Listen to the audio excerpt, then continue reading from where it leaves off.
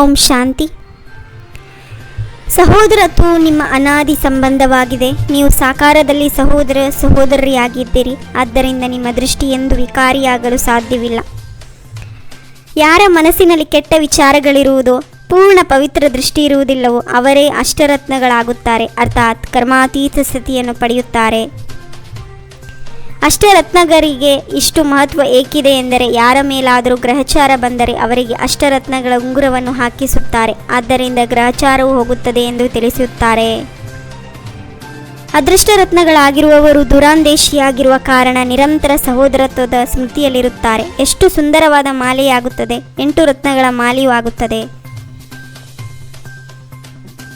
ನೀವು ಬ್ರಹ್ಮಕುಮಾರ್ ಕುಮಾರಿಯರೇ ದತ್ತು ಮಕ್ಕಳಾಗಿದ್ದೀರಿ. ಅನೇಕ ಮಕ್ಕಳಿದ್ದೀರಿ. ಒಂದನೆಯದಾಗಿ ಪ್ರಜಾಪಿತ ಬ್ರಹ್ಮನ ಮಕ್ಕಳಾಗಿದ್ದೀರಿ. ಇನ್ನೊಂದು ಪರಂಪಿತ ಪರಮಾತ್ಮ ಶಿವನ ಮಕ್ಕಳಾಗಿದ್ದೀರಿ. ಈ ಒಂದು ಜನ್ಮದಲ್ಲಿ ನಿರ್ವಿಕಾರಿ ದೃಷ್ಟಿ ಆಗುವುದರಿಂದ ಭವಿಷ್ಯದಲ್ಲಿ ವಿಕಾರಿ ದೃಷ್ಟಿ ಆಗುವುದಿಲ್ಲ. ಹಾಗಾದರೆ ಸತ್ಯುಗದಲ್ಲಿ ಸಹೋದರ ಸಹೋದರಿಯ ದೃಷ್ಟಿ ಇರುತ್ತದೆ ಎಂದಲ್ಲ.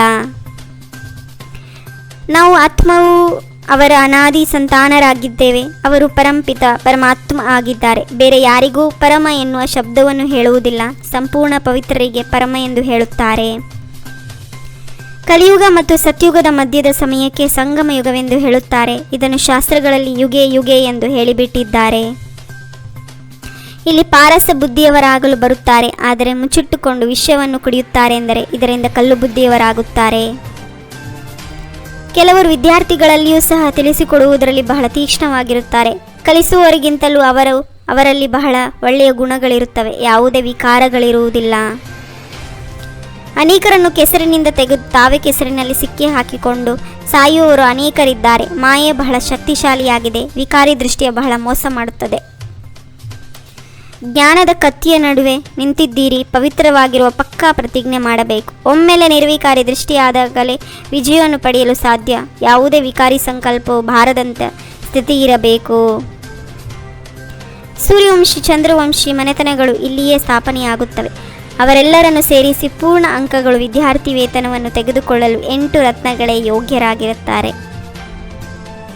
ನೀವು ಸತ್ಯುಗಿ ದೇವತೆಗಳಾಗಿದ್ದೀರಿ. ವಿಶ್ವದ ಮೇಲೆ ರಾಜ್ಯಭಾರ ಮಾಡುತ್ತಿದ್ದೀರಿ. ಬೃಹಸ್ಪತಿಯ ದಶೆ ಇತ್ತು. ನಂತರ ರಾಹುವಿನ ದಶೆಯು ಕುಳಿತುಕೊಂಡಿತು. ಬ್ರಾಹ್ಮಣರ ಮಾಲೆಯಾಗಲು ಸಾಧ್ಯವಿಲ್ಲ. ಯುದ್ಧದ ಮೈದಾನದಲ್ಲಿದ್ದಾರಲ್ಲವೇ. ಈಗ ಬ್ರಾಹ್ಮಣರು ನಾಳೆ ಶೂದ್ರರಾಗುತ್ತಾರೆ. ವೃಕ್ಷಪತಿ ಓದಿಸುತ್ತಿದ್ದರು. ನಡೆಯುತ್ತಾ ನಡೆಯುತ್ತಾ ಮಾಯೆ ಹೊಡೆತವು ಬಿದ್ದಿತು.